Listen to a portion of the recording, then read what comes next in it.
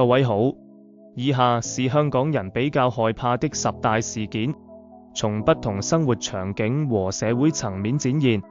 1. 房價暴跌，香港房價一直居高不下，許多家庭將大量資產投入房產。房價暴跌意味着財富大幅縮損，背負高額房貸的人可能面臨資不抵債困境，影響個人、家庭經濟及社會穩定。2. 交通癱瘓，香港人口密集，節奏快，公共交通是主要出行方式。一旦交通癱瘓，如地鐵故障、道路嚴重擁堵，人們上班、上學遲到，商業活動受阻，日常生活秩序大亂。3. 食品安全問題，民以食為天，香港人注重飲食，食品若出現安全問題，如食材變質、添加劑超標、衛生不達標，直接威脅健康，引發公眾恐慌。4. 醫療資源短缺，香港人口老齡化，對醫療資源需求大，醫療資源短缺，像醫院床位不足、醫生數量不夠，患者難以及時就醫，延誤病情。5. 失業，香港經濟競爭激烈，行業發展受全球經濟形勢影響大，失業不僅斷了經濟來源，還帶來心理壓力，影響家庭生計和個人職業發展信心。6. 子女教育壓力大，香港家長重視子女教育，升學競爭激烈，為讓孩子上優質學校，家長要投入大量金錢和精力，擔心子女升學失敗，影響未來發展。7. 環境污染，長期處於高密度城市環境，香港人關注環境污染，空氣、水、噪音污染加劇，影響生活質量和身體健康，引發對居住環境不適和擔憂。8. 社會動盪，社會穩定是經濟發展和生活安寧的基礎，社會動盪破壞城市秩序，影響商業活動、旅遊業，威脅人身安全，讓人缺乏安全感。9. 公共衛生事件，香港人口密集，流動性大，公共衛生事件如傳染病爆發，易快速傳播，威脅公眾生命健康，影響社會經濟，像疫情期間商業、旅遊、餐飲等行業受重創。10. 天災，香港地處亞熱帶，可能受颱風、暴雨、洪水等天災影響，天災來襲，破壞基礎設施、家園，威脅生命財產安全，帶來經濟損失和生活不便。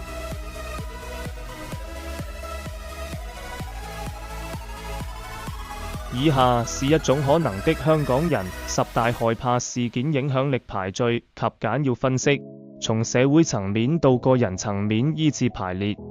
1. 社會動盪，嚴重破壞社會秩序與穩定，干擾經濟、民生各方面，影響廣泛而深遠，使香港的國際形象受損，投資者望而卻步，商業停滯，旅遊業崩潰，居民生活受極大衝擊，人身安全無保障，對社會發展的打擊是全方位的。2. 公共衛生事件，如大規模傳染病爆發，直接威脅大量人群生命健康，引發醫療資源擠兌，同時導致交通管制、商業停擺、學校停課，對經濟和社會秩序干擾大，還引發公眾心理恐慌，影響社會穩定。3. 房價暴跌，關係到眾多家庭財富和經濟穩定，許多香港人一生積蓄在房產上，房價暴跌使資產大幅縮損，大量負資產出現，引發金融風險，可能導致銀行壞賬增加，甚至引發經濟危機，影響社會穩定。4.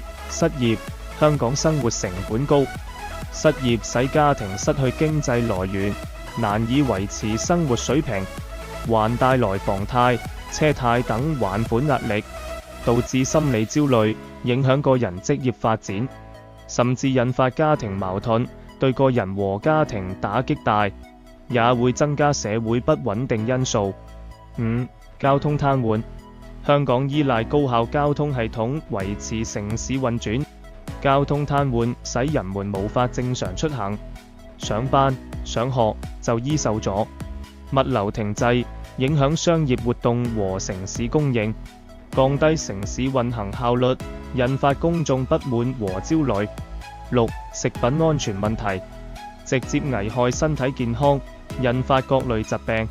一旦出現大規模食品安全事件，公眾對食品行業失去信任，衝擊食品相關產業，影響香港作為美食之都的聲譽。7. 醫療資源短缺，人口老齡化和高壓力生活使醫療需求大，醫療資源短缺導致患者無法及時獲得救治，延誤病情，降低居民對醫療保障的信心，影響生活質量和安全感。8. 子女教育壓力大，教育競爭激烈，家長擔心子女升學失敗，影響未來發展，投入大量資源在子女教育上，帶來經濟和精神壓力。教育資源分配不均等問題也已引發社會關注和討論。9. 環境污染，長期處於高密度城市環境，環境污染如空氣質量差、噪音污染等，影響居民生活舒適度和身體健康，引發呼吸道疾病等，降低生活質量，影響城市宜居性。10. 天災，像颱風、暴雨等天災雖屬偶發，但破壞力大，破壞房屋、基礎設施，造成人員傷亡和財產損失，給受災居民帶來短期生活困難和心理創傷。但從整體社會層面看，恢復相對較快，影響範圍和持續時間相對有限。